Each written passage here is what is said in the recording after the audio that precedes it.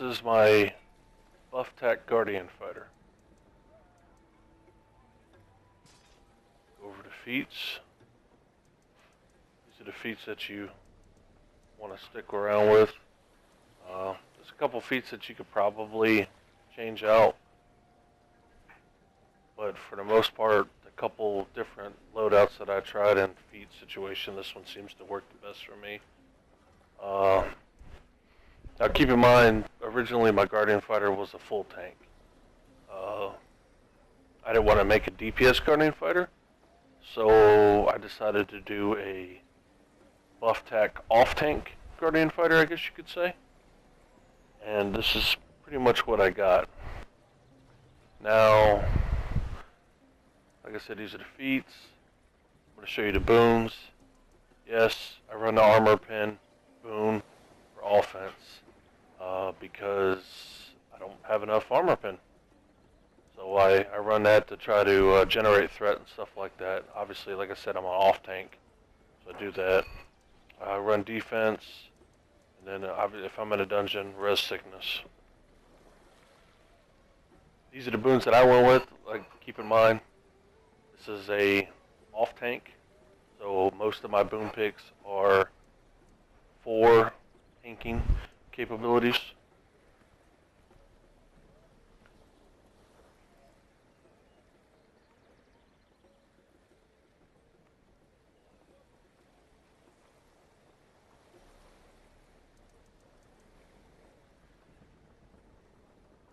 I took the increased control strength just for like the taunts and stuff like that.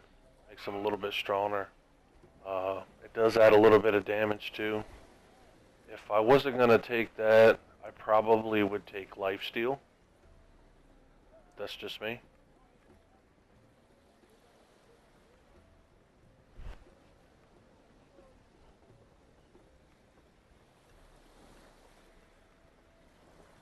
And I don't have any of the Jolt boons. If I was going to have Jolt boons, I would definitely take deflect, and I would either take defense or the regen because of the hit points.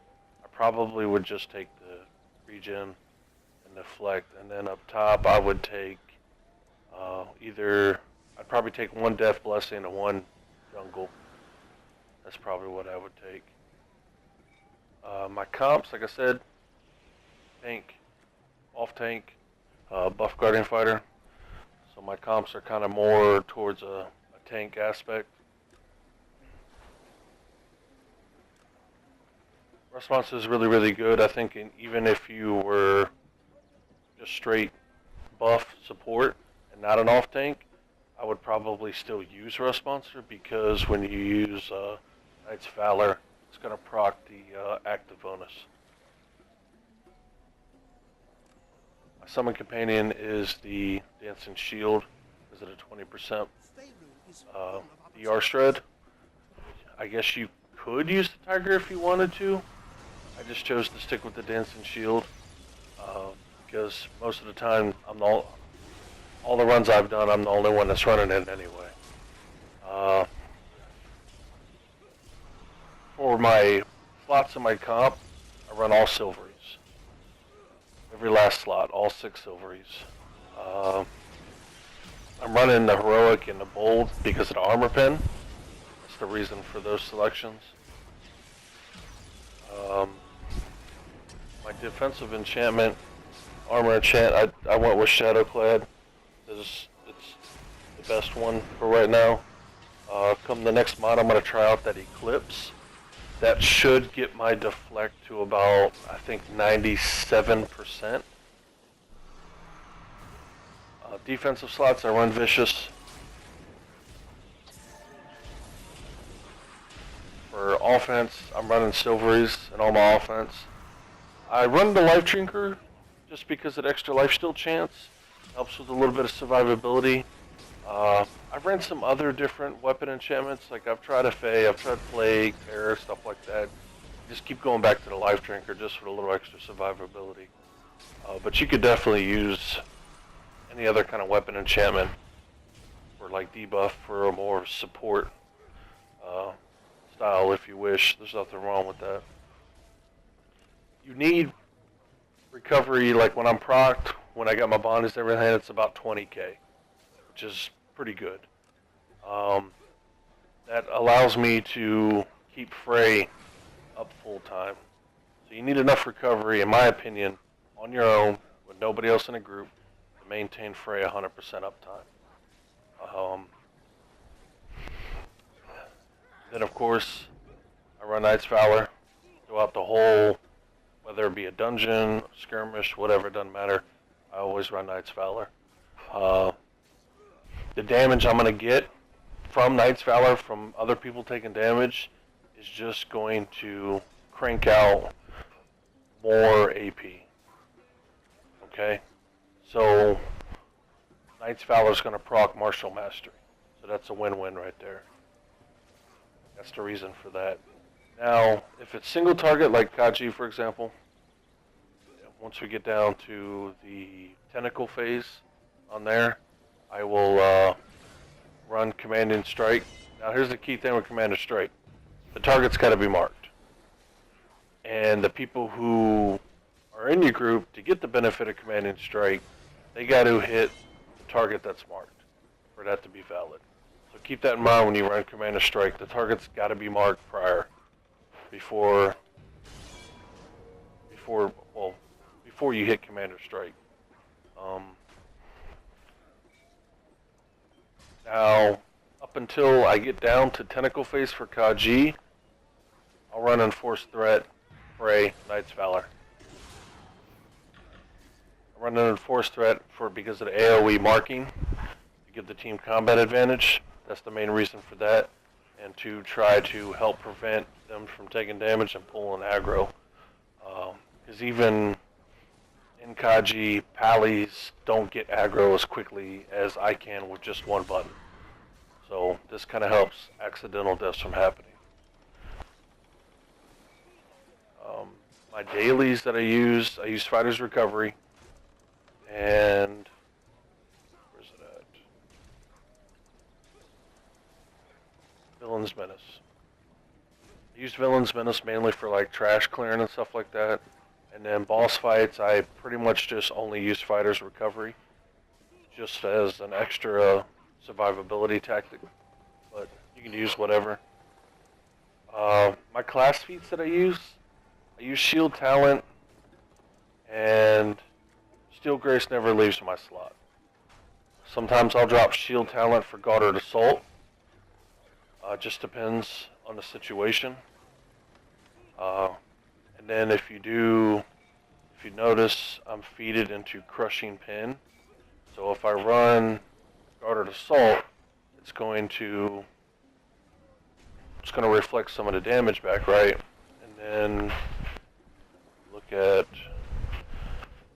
I have the offhand, so it reduces the run speed. So when Guarded Assault gets procced, because it does the run speed, that's a control effect, and that's going to proc Crushing Pin. So you can keep that in mind. You don't have to use Guarded Assault as offhand if you don't want to. I do, just because of that. I took action point gain, because my action point gain is pretty low. And then Weapon Master Strike, because to me there's nothing else really good enough to mess around with.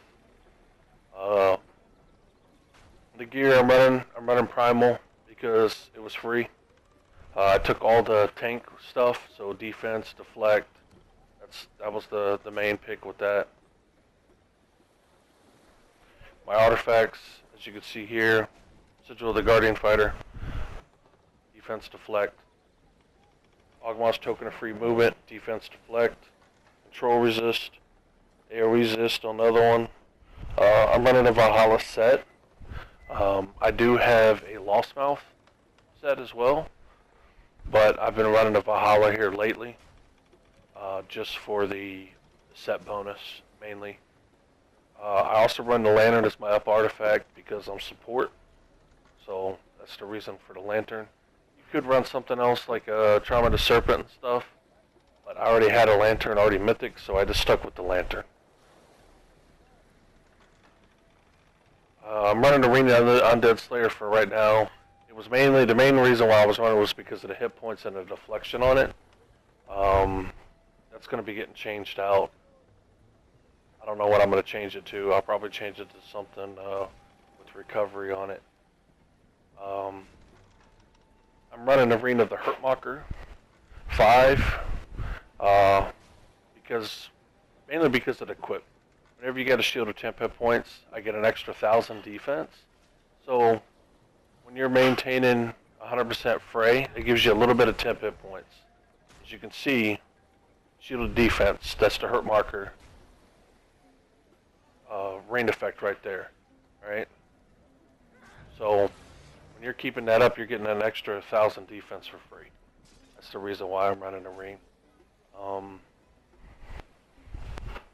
You could probably run another double offensive ring and get more silveries in there or more recovery, but it's a preference thing.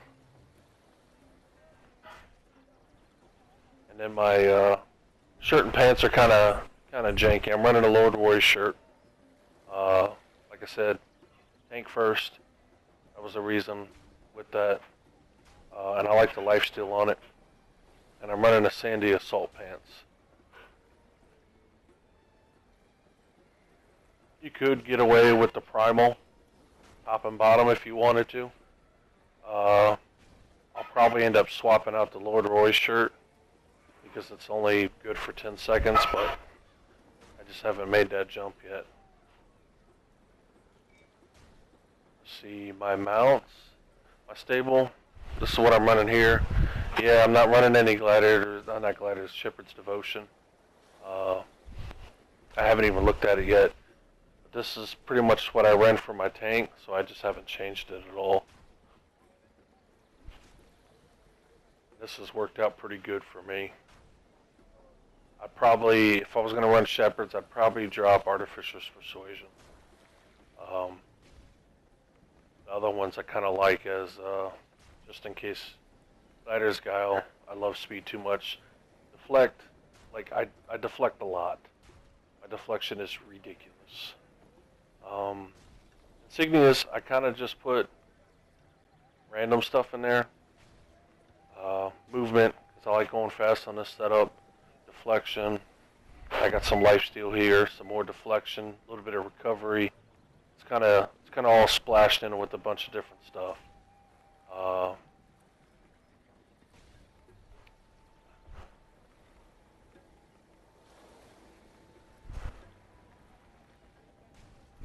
For my equip power, I took the Armored Boulette 4K deflection. If I was going to run with something else, if I had any other legendary mount, I'd probably run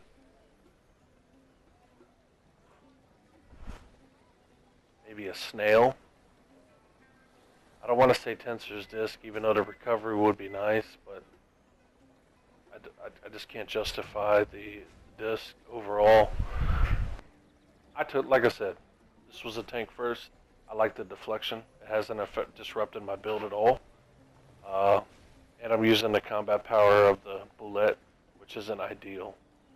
I'd like to get a Lion for my combat power. Maybe even a T-Rex. But I'd probably take the Lion over any of those just because of the survivability the Lion brings.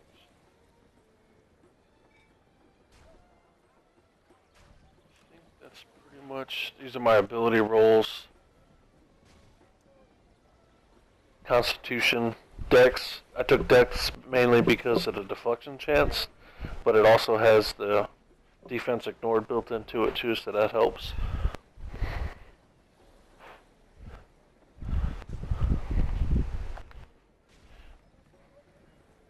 Overall, this build setup has worked really, really well.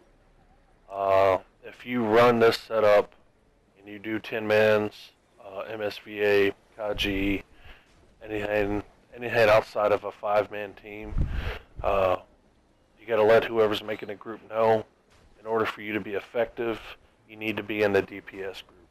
That's who's going to benefit the most from this build setup. even though you are a off tank. But the fray and commanding strike that you're going to bring to the table with those, in addition to the AP gain and the extra damage from fray, because you're an aspiring leader, so you're going to bring another 5%. But that it's pretty ridiculous. Especially when you're in combat consistently, you're going to push out a lot of AP, a lot. I've had some guys saying, Kaji, going to an elevator on like a group or two of mobs, they were able to take out 3 to 4 dailies. Now, of course, these are best in slot in-game characters that I'm talking about. These aren't your average Joe Schnuffy characters that running around doing ETOS. So this setup's very viable. I like it a lot. I also have it spec'd this way to maintain like the tank aspect, because I plan on trying a 5-man setup where this setup will be the main tank, as running as a Buuf Tac, and having a Pally as the Devo with 2 DCs, a DO and AC, and then 1 DPS. So me keeping kind of like a tank setup is a reason for that.